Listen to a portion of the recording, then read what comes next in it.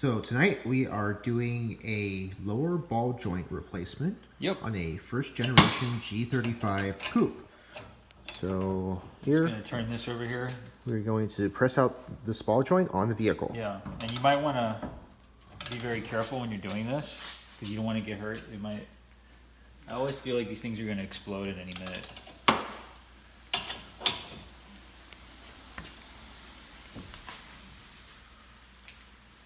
So the idea is, and you want to make sure that everything's lined up straight, but the ball joint's supposed to get, the stud's supposed to get pressed up into that opening.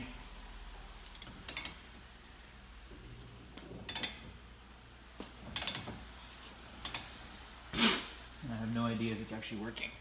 I feel like it might be. Looks like it's moving. There we go, that's a better shot. It's moving. Is it? Oh, there we go.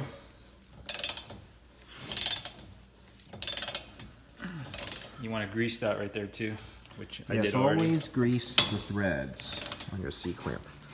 That's what she said. Whoa, there we go. So now it's loose. So we're done. Now this one's a lot easier because this one's been replaced before. When they're from the factory like this, good luck.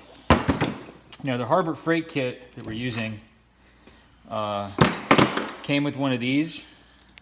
There's a couple of adapters. Let's walk over to where the kit is. I can show them.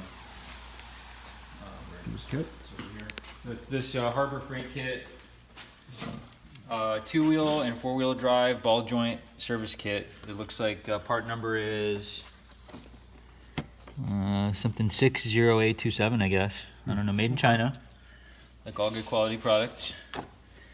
And so what I ended up having to do to make this work is I took this to a machine shop, and what they did is they cut the inside of it out to the point where the factory original ball joint would fit in there. And here's an example of what we're talking about. When you're removing it, you want this to fit through here. You see how it just barely clears.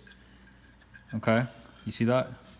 So from the box, when I opened it, it wouldn't do that.